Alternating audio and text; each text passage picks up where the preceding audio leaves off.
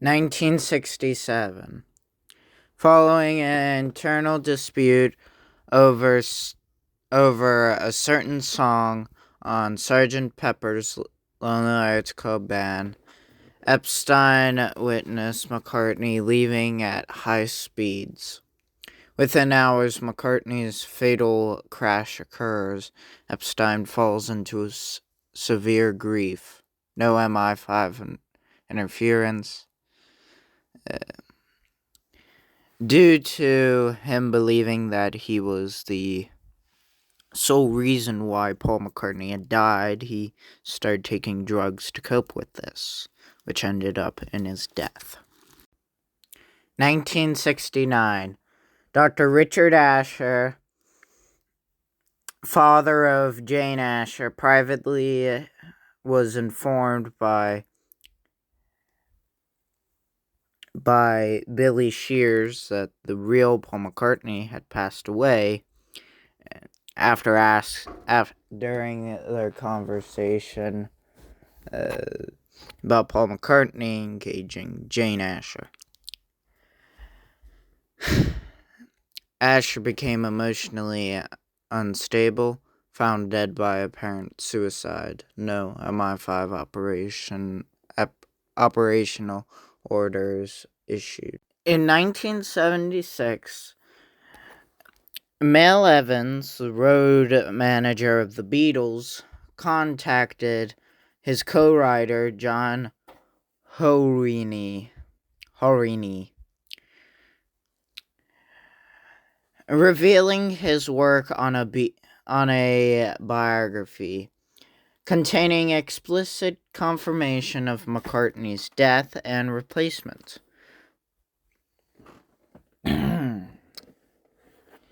John believed that Evan had lost his mind, thinking the claim was absurd. MI5 handler ordered expended neutralization via location police contact.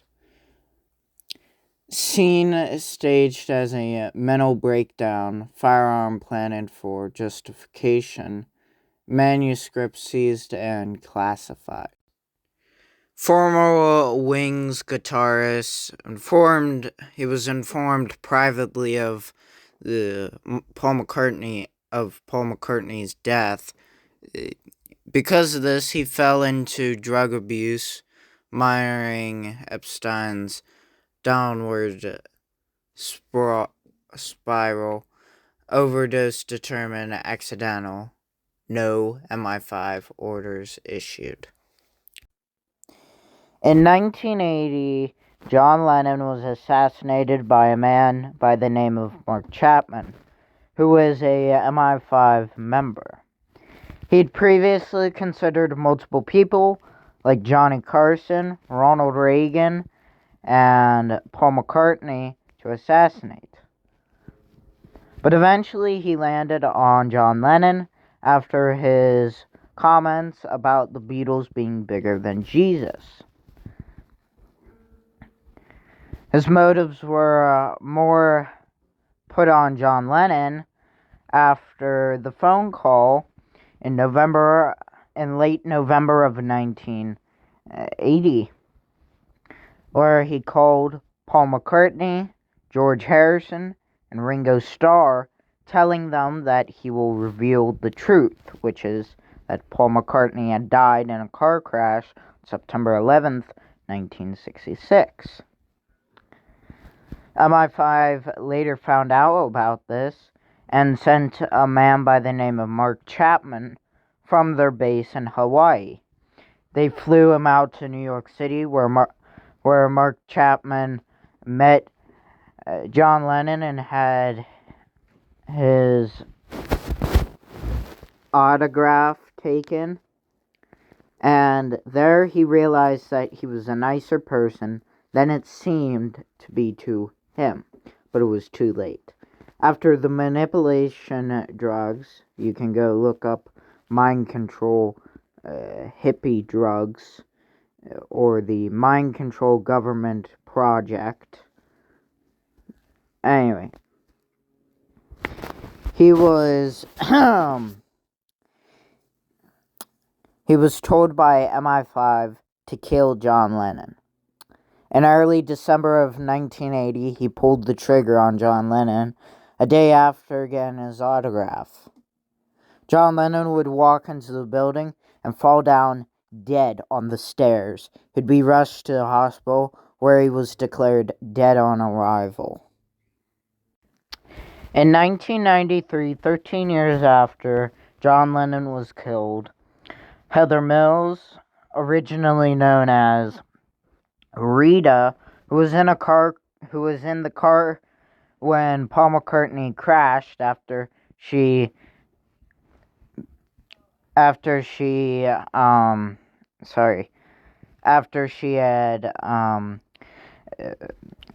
made a fan frenzy and drove Paul McCartney down the wrong road and through a red light, where he was, of course, hit by a yellow truck. Luckily, she got out alive, but he wasn't as lucky. And in 1992, she threatened to go public about the Paul is dead conspiracy theory, like John Lennon in 1980. Paul McCartney would call Ringo and George, and they would later notify MI5 of this.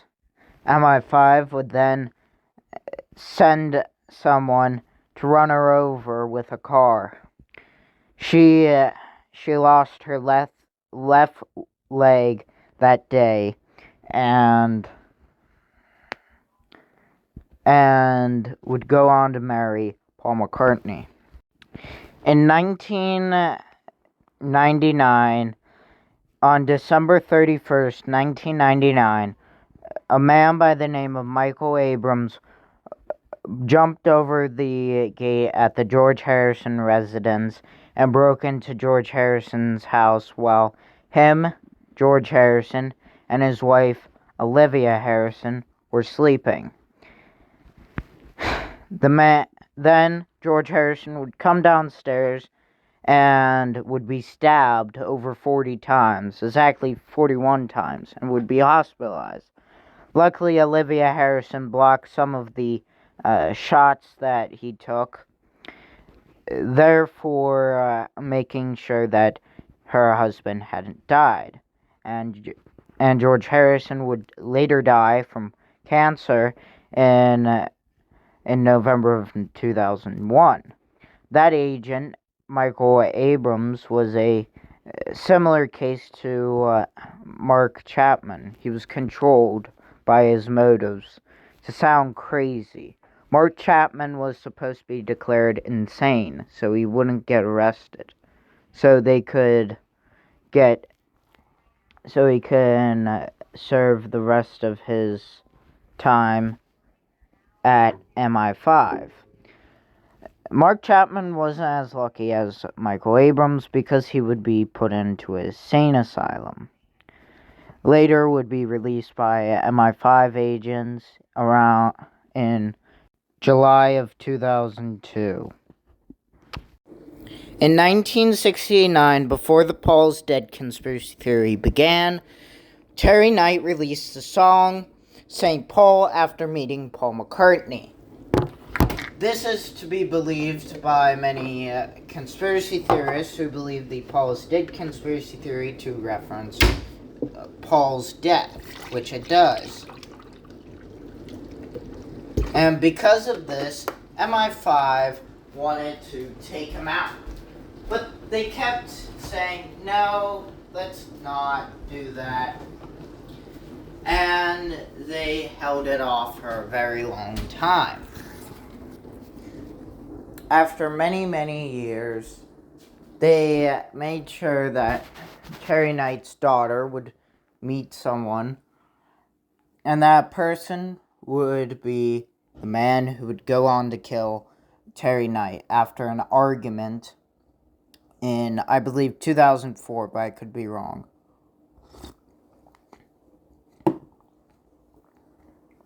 This was done so Terry Knight couldn't tell us if it was a Paul's Dead song or not.